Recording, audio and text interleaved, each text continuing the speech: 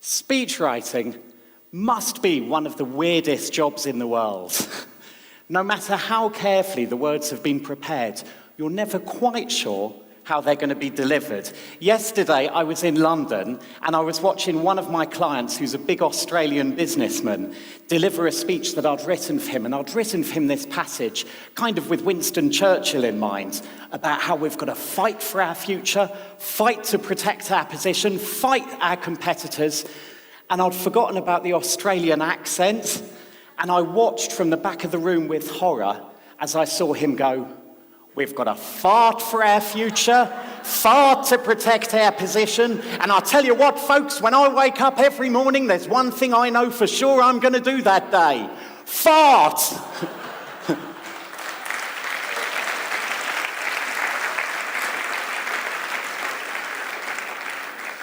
So today, I'm going to share with you some speechwriter secrets.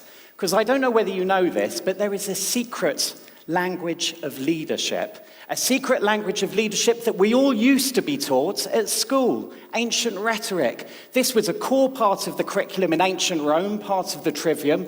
In London, right the way through to the 19th century, it was possible to get a free education in rhetoric, but not in mathematics, reflecting the importance that was placed on the topic. Today, teaching in rhetoric is restricted to a powerful, privileged few. So what I'm going to do in my speech is revive this ancient art of rhetoric and share with you 6 techniques so that you can all speak like leaders. So, right, okay, stop. Right, stop, listen, look left, look right, look center. How are you feeling? Distressed? Anxious, little bit edgy? That's because I'm mimicking hyperventilating. And so this is the authentic sound of fear, and that fear transfers to you. This is an ancient Roman rhetorical device. They used to call it a syndeton, but it's one that leaders still use today. So David Cameron uses it. Broken homes, failing schools, sinker states. Tony Blair used to use it as well. Education, education, education. Barack Obama, too. A world at war, a planet in peril. The worst financial crisis in a generation. Why 3? Well, 3 is the magic number in rhetoric. Government of the people, by the people, for the people. Ein Volk, ein Reich, ein Führer. Mangia bene, ridi spesso, ama molto.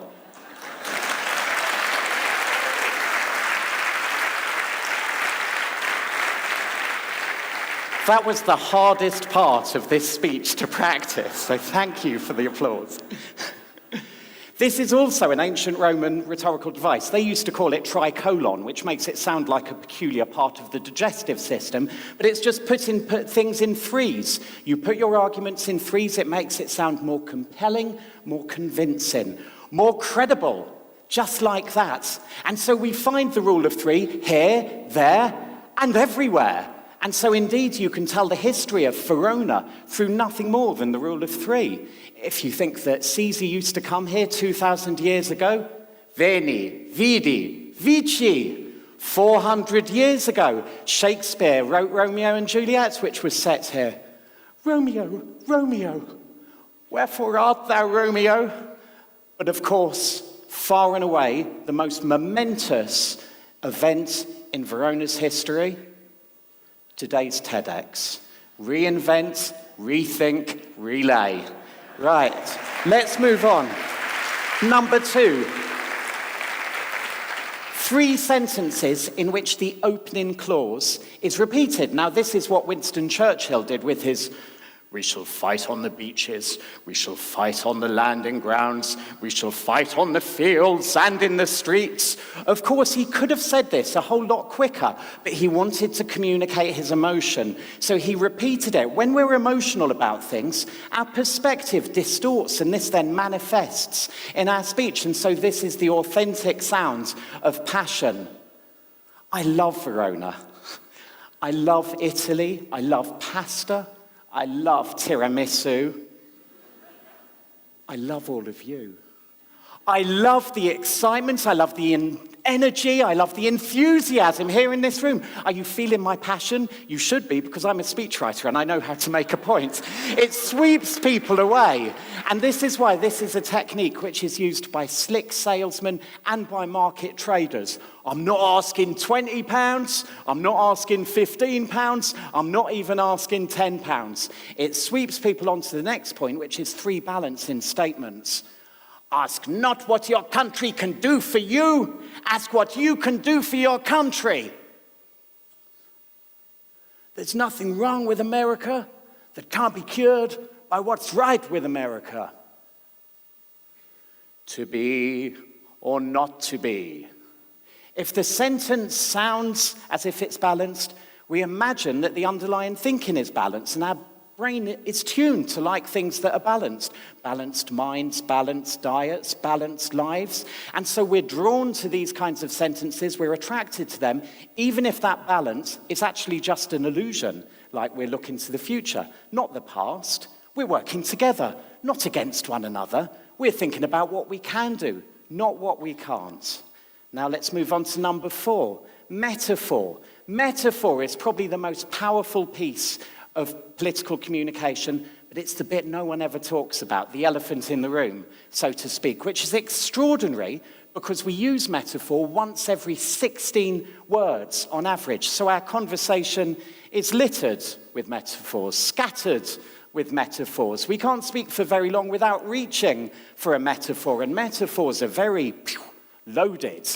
So you see, metaphors are all over the place, and they are political in that they are used by people to lead people towards things or indeed to make them recoil. And so we use beautiful images, images of people, images of love, images of family, of sunshine, in order to draw people towards things, and we use disgusting images, vermin, scary monsters, disease, sickness, in order to make people recoil. And they're all lies, and they're never challenged, and yet they have an enormous impact on the way that people behave and respond. There's been research showing that changing nothing more than the metaphor in a piece of text can lead to fundamentally different reactions from people on questions raising from whether or not they'll invest in a company, whether or not they will back particular crime policies, to even whether or not they'll support a foreign war. And so this is really, really important stuff, and it's all around us. So let me just take 3 of the big metaphors. 3 is the magic number. 3 of the big metaphors that are around at the moment. The Arab Spring. You've all heard of the Arab Spring. You can't talk about what's going on in the Middle East without calling it an Arab Spring. The Arab Spring. Sun's shining, flowers blooming. This is a time of regrowth, rebirth, rejuvenation, and yet it's a big lie, isn't it? Even the most optimistic geopolitical experts look at the Middle East and say this is going to take 2 generations to recover. It's not an Arab Spring, it's an Arab inferno. Take another one, the Calais jungle. Now this is a phrase that has really taken root, metaphorically speaking, in the last year or so. If you Google Calais and jungle, you get 70 million results. If you Google Calais and croissant, you get just 500,000 results. And what's the image this is planting in your mind? It's planting in your mind the idea that migrants are like wild animals to be afraid of. They're dangerous. They represent a threat to you. And this is a very dangerous metaphor because this is the language of genocide. It's the language of hate.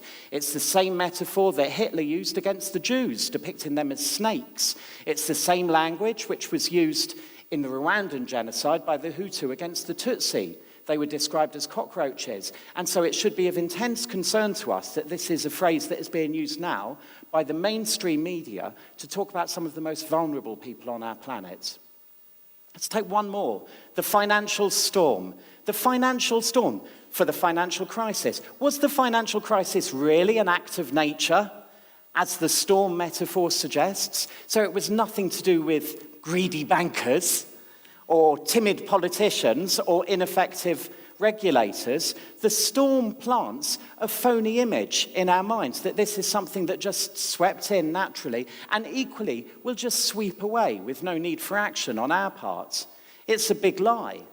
Pope Francis knows that it's a big lie, and so he doesn't speak using the financial storm metaphor. He has a different metaphor. He talks about the dung heap of capitalism. And so there, he's using the metaphor of shit, which is wonderful because what he's calling for, he's demanding a cleanup of the whole system. And this is a metaphor that every human being on the planet can instantly understand, will be instantly disgusted by, and also as well, this is a metaphor that can get a giggle from time to time. So falling into this metaphorical space is one that some of our funnier politicians do from time to time. Boris Johnson, back in the UK, he's talked about how the Labour leader emanated from the bowels of the trade union movement. In my time working in government, we had Tony Blair and Gordon Brown described as two cheeks of the same arse. And Ronald Reagan once talked about government as a baby with a huge appetite at one end and no sense of responsibility at the other. So let's move on to number 5. Exaggeration. When we're emotional, our perspective distorts, this manifests in our speech, and people who are emotional about something will therefore go over the top. So my God, I've been waiting to give this talk my whole life. I didn't sleep at all last night, and I am going to give my heart and soul to you, okay? These are all exaggerative statements. Leaders do this kind of stuff all the time. You might think it's out of order, but in actual fact, exaggeration is just part and parcel of ordinary conversation, and so they're just replicating the kinds of things that we do naturally when we do that. Let's move on to number 6, rhyme. There is research showing people are more likely to believe something is true if it rhymes than if it does not rhyme, which feels absurd, but it's down to what linguists talk about as the processing fluency of language. How easy is language to swallow? If you speak using long words and long sentences, it's like giving someone a steak and asking them to swallow it.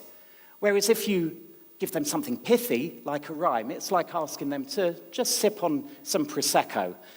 And we learn things through rhymes from the moment that we're toddlers. 1, 2, buckle my shoe. And so rhymes are signifiers of truth in our society, so they can often be used, therefore, to conceal fallacies. I don't know if any of you remember the O.J. Simpson case. If it doesn't fit, you must acquit, yeah? An apple a day keeps the doctor away. It sounds simple, it sounds true, but my God, we could save some healthcare spending if that really was up to it, wasn't it? Another one in the UK, we all learn spelling through this line I before E except after C, which would be great if only it were true. But it's complete nonsense. There's just 44 examples of words in which that's true. There's 900 examples of words in which it is not true. I once presented this to a room full of people who worked in the city, and they said, oh yeah, we've got one. You've got to speculate to accumulate. Maybe the whole financial crisis was predicated on a rhyming fallacy. If only the bankers had been going around saying to one another, speculation leads to liquidation, perhaps we wouldn't have been in this mess that we are in. So there we go. There are the 6 steps. And using these 6 steps, you can make the most absurd arguments sound plausible. Why? If you're into ancient rhetoric, because they work their way through ethos, pathos, logos. If you prefer thinking about persuasion in terms of neuroscience, they work because they speak to the instinctive, emotional, and logical brains. And so I'm going to demonstrate this now. I'd like one of you to throw me an issue, and I will jam a speech out for you. I will improvise a speech. So who would like to suggest a topic for me to... Seriously, go on. Donald Trump.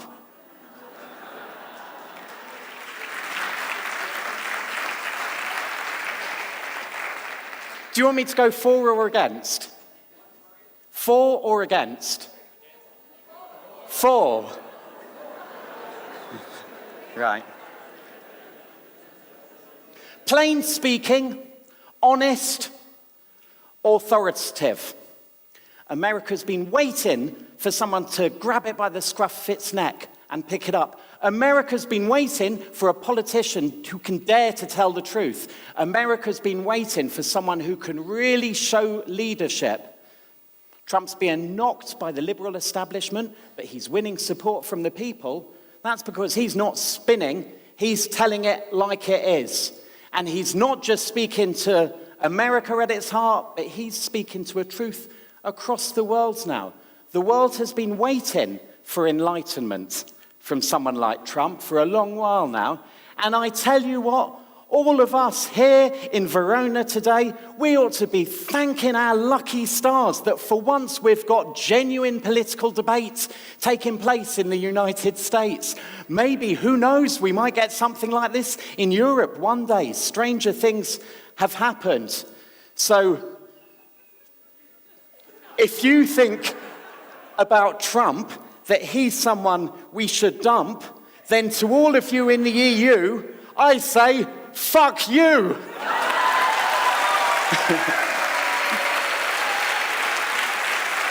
Thank you.